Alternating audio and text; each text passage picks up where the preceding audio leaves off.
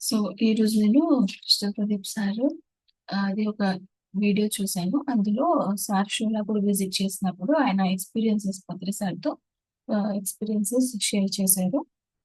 So, ఫస్ట్‌ది ఆహ్, ఆయన పత్రి సార్‌ని కలిసినప్పుడు ఆహ్,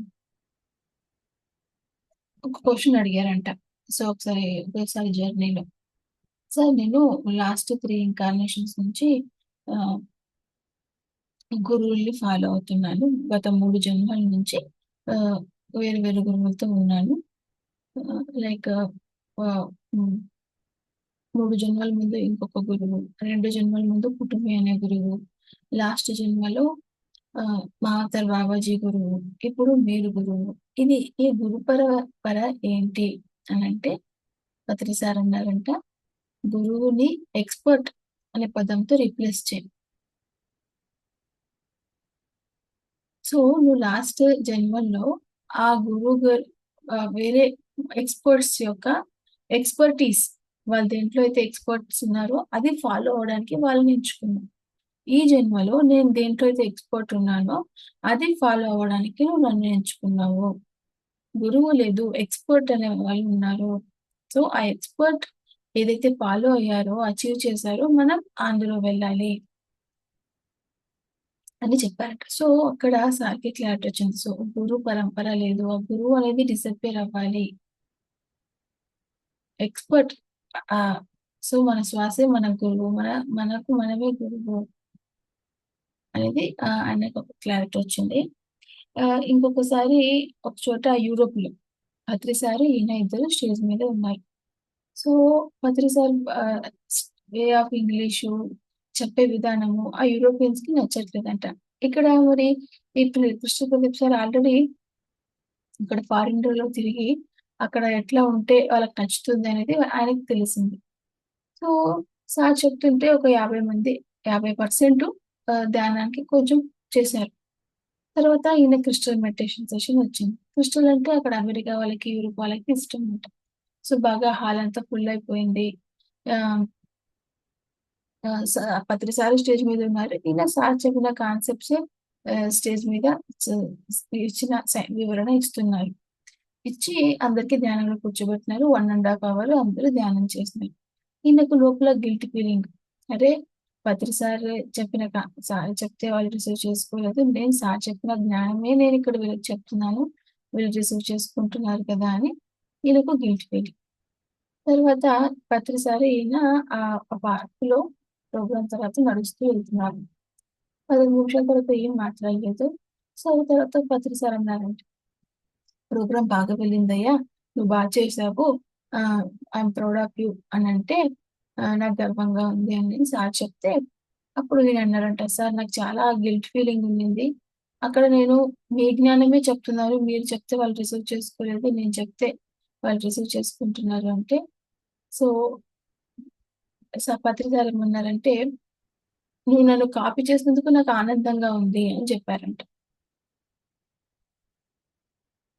సో, ఈ పత్రిసార్ యొక్క జ్ఞానాన్ని అదే చెప్పిన సేమ్ చెప్పినందుకు నాకు ఆనందంగా ఉంది అని సార్ చెప్పారు.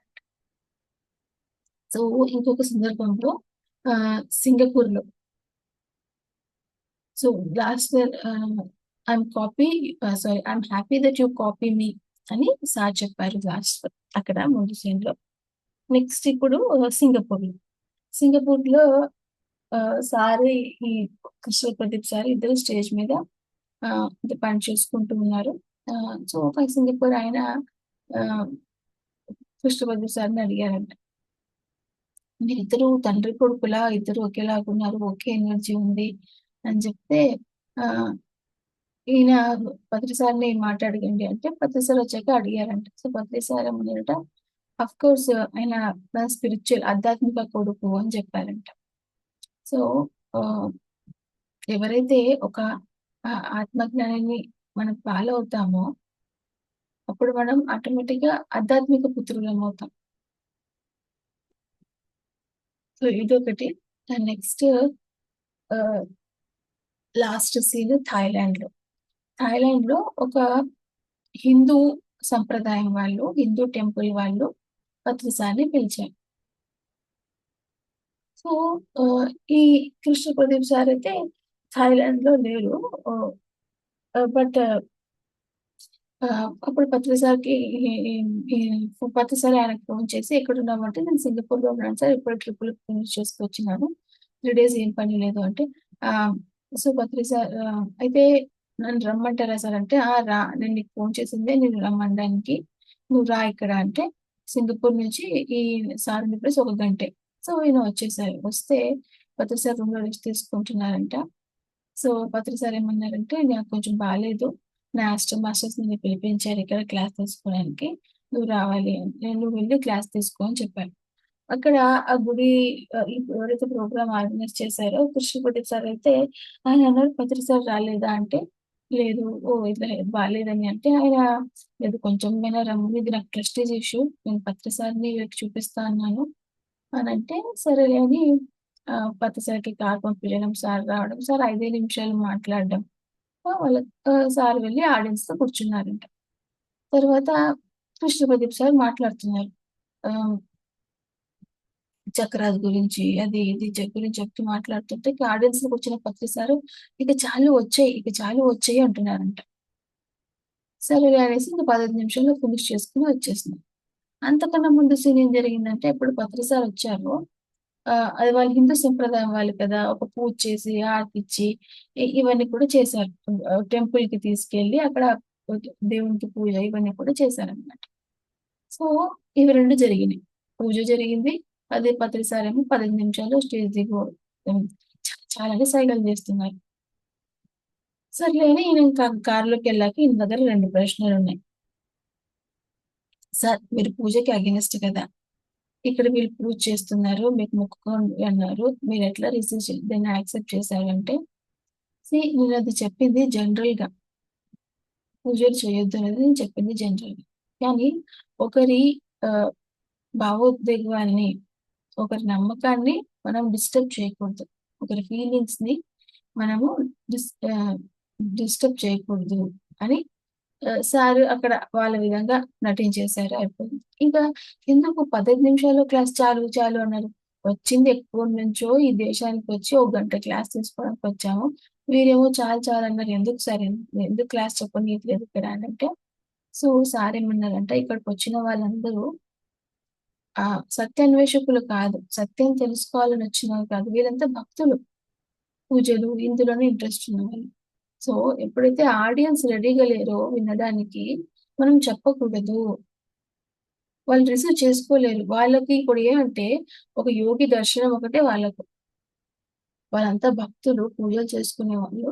వాళ్ళకు ఇప్పుడు దొరికిందేమంటే యోగి దర్శనం. మనల్ని చూసి ఒకటే వాళ్ళకి అవకాశం దొరికింది. సో, ఆహ్, నెక్స్ట్ జన్మల్లో వాళ్ళు ధ్యానంలోకి వస్తారు అని సార్ చెప్పారంట. సో, ఈ విధంగా ఆయన ఆయన అనుభవాల్లో ఉన్న కొన్ని పత్రిసారి ఎక్స్‌పీరియన్సెస్ అక్కడ షోలాపూర్‌లో చెప్పారు. హ్మ్. సో, ఇప్పుడు నెక్స్ట్ మరి పత్రిసారి మెసేజెస్ చూద్దాము.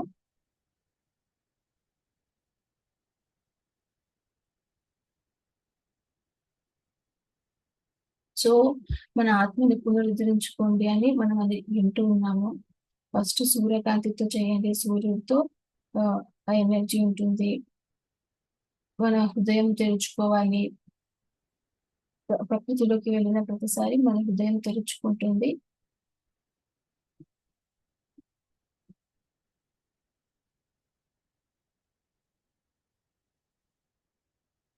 సో, ఆ శక్తి వల్ల మన మనసు, శరీరం, ఆత్మ స్థాయిలోనూ మనం ఆహ్, ఆహ్, బెటర్ అవుతాము.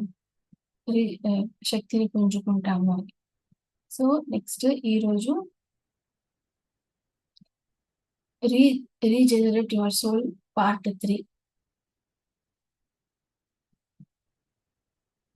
సో, ఈరోజు ఏం చెప్పారంటే, మనం ఎప్పుడైతే మన శరీరము కాంతితో నిండిపోతుందో, అప్పుడు మనం ప్రేమను ప్రపంచానికి పంచుతూ ఇతరుల కోసం అపారమైన ప్రేమకు మూలంగా మారుతాం. ఎప్పుడైతే మన శరీరం నిండా కాంతి నిండిపోతుందో, ఇతరులకు అది పంచుతామో, ఒక ప్రేమకు ప్రేమకు మూలంగా మారుతాం. మీ హృదయం ఎంత ఆహ్,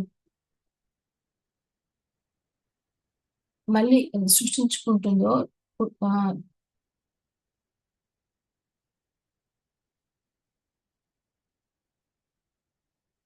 యాహ్! మన హార్ట్ ఎంత రీజనరేట్ అవుతుందో, దీన్ని మరి ఆహ్, పునరుద్ధరించడం అంటే ఎనర్జిటిక్ అవ్వడం అనేది జరుగుతుందో, అంతగా నీవు నీ అంతరంగంలో ఆరాధన, కరుణ మరియు జాలి అనే లోతైన బావిని సేకరించగలవు. సో, ఎంత మన హార్ట్ ఓపెన్ అవుతుందో అన్నీ ఈ గుడ్ క్వాలిటీస్ ఆరాధన, కరుణ మరియు జాలి. దాని ఫలితంగా నువ్వు మంచి దాతవవుతావు. మరియు మరింత కాంతి స్వరూపుడవుగా పరిణమిస్తావు.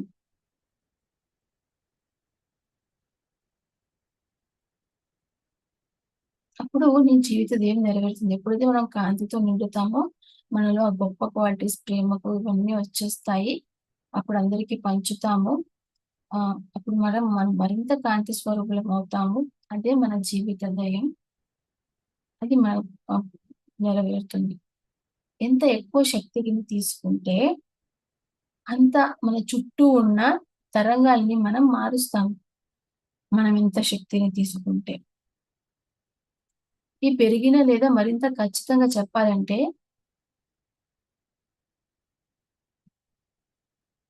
సో, ఈ ఎనర్జీ పెరగడం వల్ల, జ్ఞానోదయం రావడం వల్ల, మన ఎంపిక మనం మరింత బాగా చేసుకుంటాం.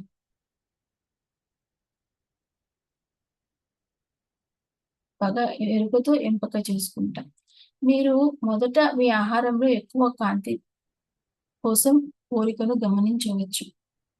ఎప్పుడు మనలో ఎంత శక్తి పెరుగుతుందో, మన ఆహారంలో కాంతి ఉండే ఆహారం తీసుకోవాలని కోరిక పెరగొచ్చు. లైక్ ఫ్రూట్స్, ఫ్రెష్ ఫ్రూట్స్ తినాలని, ఫ్రెష్ వెజిటబుల్స్ తినాలని, ఫ్రెష్‌గా ఎనర్జీ తీసుకోవాలని మనకు అనిపిస్తూ ఉండొచ్చు. మరియు మీరు సహజంగానే అధిక మొత్తంలో సూర్యశక్తి కలిగిన ఆహారాన్ని ఆకర్షితులవుతారు. పండ్లు, కూరగాయలు మరియు ధాన్యాలు. అందుకే మీరు తరచుగా శాకాహారులు కావాలని ఎంచుకుంటారు. సో, ఈరోజు మనం ఎంత శక్తితో నిండితే మన హృదయం అంత ఓపెన్ అవుతుంది. మనలో అన్ని గుడ్ క్వాలిటీస్ ఒస్తాయి. మన చుట్టూ ప్రకంపనలు మారతాయి. మనం ఎంపిక ఆహ్, మన ఎంపికని జాగ్రత్తగా చేసుకుంటాం. మన ఆహారంలో కూడా మనం తీసుకునే ఆహారంలో కూడా మనం మార్పుని చూస్తాం. ఇది సార్ మెసేజ్.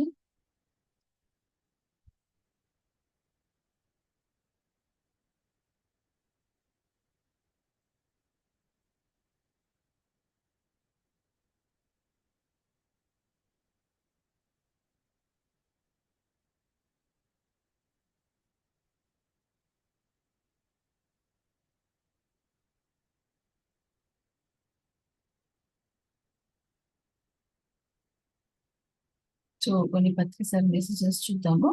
సారీ స్టేటస్‌లో ఉన్నవి చూద్దాం. సో, ఫస్ట్ స్టేటస్‌లో ఒక ఈ అమెరికన్ ఆమె ఫారిన్ ఆమె యాక్టర్ అనమాట. చిన్న అమ్మాయి. చిన్నప్పటి నుంచి సినిమాల్లో వచ్చింది. ఆ అమ్మాయి ఇప్పుడు 20 ప్లస్ ఉండొచ్చేమో.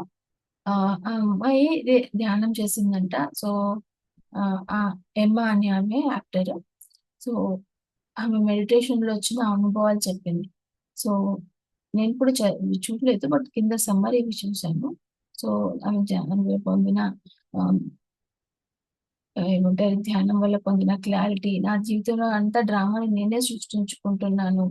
సో, ఎన్నో గొప్ప విషయాలు ఆ యాక్టర్ చూసిందనమాట. సో, ఇది ఒక గొప్ప విషయం. ఇప్పుడు యాక్టర్స్ కూడా ధ్యానంలోకొచ్చారంటే ఇది ఎంతో మందికి కూడా మోటివేట్ చేస్తుంది. ధ్యానం యొక్క ప్రాముఖ్యతని తెలియజేస్తుంది.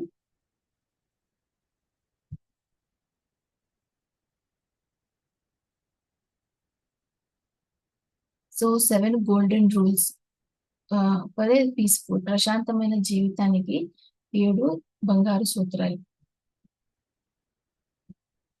సో, ఫస్ట్‌ది మన గతంతో మనం ఆహ్, ప్రశాంతతను తెచ్చుకోవాలి. సో, అది లేకపోతే మన ప్రస్తుతాన్ని ఆ గతం మనకు డిస్టర్బ్ చేస్తుంది. సో గతంలో ఏదైనా జరిగింది, మనకి ఇతరులతో గొడవ జరిగిందో, ఆర్గ్యుమెంట్ జరిగింది, డిస్టర్బ్ జరిగింది, మన గతాల్లో మనం ఫ్రెండ్షిప్ చేసేసుకోవాలి. ఏదైతే డిస్టర్బెన్స్ మన మనసులో కొనసాగుతుందో ఆ వ్యక్తితో మనం ఫ్రెండ్షిప్ చేసేసుకోవాలి. ఆ పరిస్థితితో మనం ఫ్రెండ్షిప్ చేసేసుకోవాలి. సో మన ప్రస్తుతం అనేది ప్రశాంతంగా డిస్టర్బ్ కాకుండా ఉంటుంది.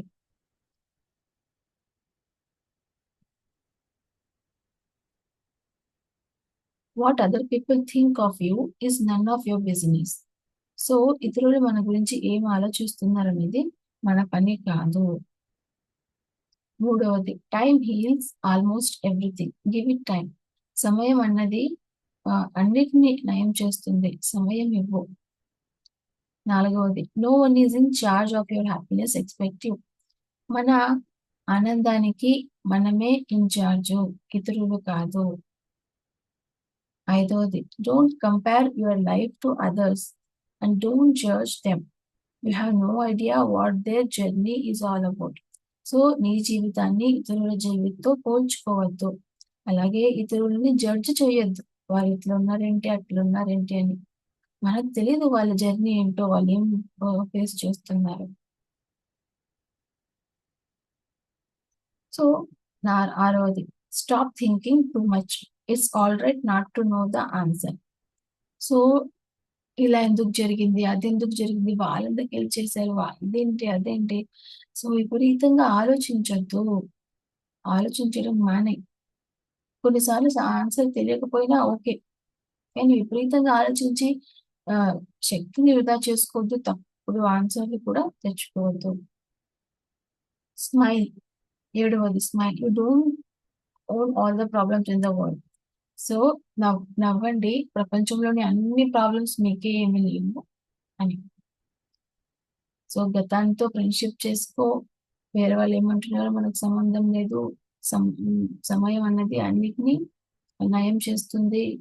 మన ఆనందానికి మనమే బాధ్యులము. మన జీవితాన్ని ఇతరులతో పోల్చుకోవద్దు, ఇతరుల్ని జడ్జి చేయొద్దు. ఇతరులు ఏం ప్లాన్ చేసుకున్నారో,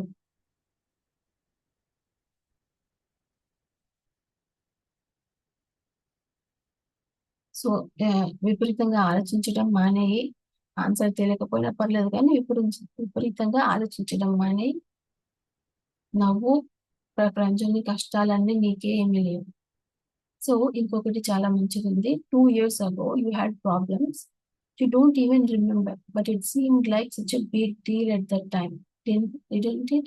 And yet here you are, this too shall pass. So 2 years ముందు సమస్య, ఏదైనా మనకు సమస్య ఉండింది. అఫ్ కోర్స్ ప్రతిసారి ఏదో ఒకటి ఉంటుంది, ఒక సమస్య ఉండింది. అప్పుడు అదే ప్రపంచం లాగా ఉండింది. ఎంత కష్టమో, ఎట్లా దాటాలో అనేది ఉండింది. కానీ ఇప్పుడు దాటేసి ఇక్కడ ఉన్నాం. ఆ సమస్యను దాటి ఇప్పుడున్నాం. అలాగే ఇప్పుడున్న సమస్య కూడా వెళ్ళిపోతుంది. ఎంతో పెద్దగా అనిపిస్తుంది కానీ ఇది కూడా వెళ్ళిపోతుంది.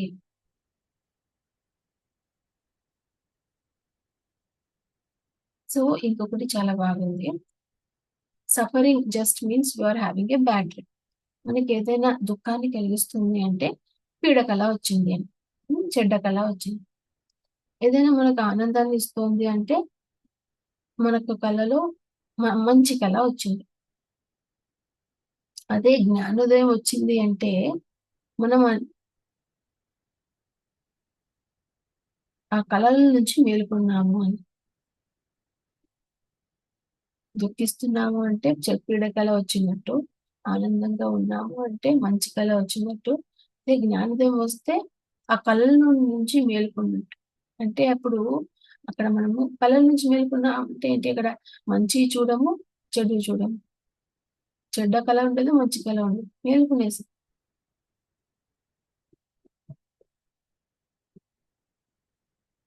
ఇంకోటి పత్రిసార్ message. If you don't become Buddha, your words will be stupid, useless, dissonance. నువ్వు బుద్ధుడివి కాకపోతే నీ మాటలు మూర్ఖంగా ఉంటాయి, పనికిరానివిగా ఉంటాయి. You don't have the right to open your mouth.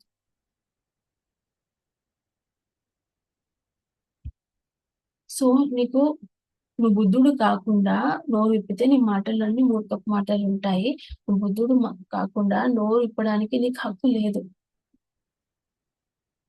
సరిగ్గా మాట్లాడడము అనేది చాలా కష్టమైన పని. ఎప్పుడైతే నువ్వు బుద్ధుడివి అవుతావో, అప్పుడు నువ్వు నోరు తెరవడానికి నీకు హక్కుంది. నోరు తెరిచి ఒక మాట మాట్లాడడానికి నీకు హక్కుంది. నువ్వు మాట్లాడాలనుకుంటే జ్ఞానం జ్ఞానం ఉంటేనే నోరు తెరువు. జ్ఞానంతోనే నోరు తెరువు. సో, బుద్ధుడు కాకుండా నోరు తెరిస్తే నీ మాటలన్నీ వెధవ మాటలుంటాయి. నీకప్పుడు హక్కు లేదు. బుద్ధుడు కాకుండా నోరు తెరిచే హక్కు లేదు. నువ్వు బుద్ధుడు అయినప్పుడే నువ్వు నోరు తెరిచే హక్కుంది. మాట్లాడడం అన్నది చాలా కష్టమైనది. సో, ఇది స్టేటస్‌లో నేను చూసాను. సో, ఇవాళ ఇక్కడ ఎండ్ చేసుకుందాం.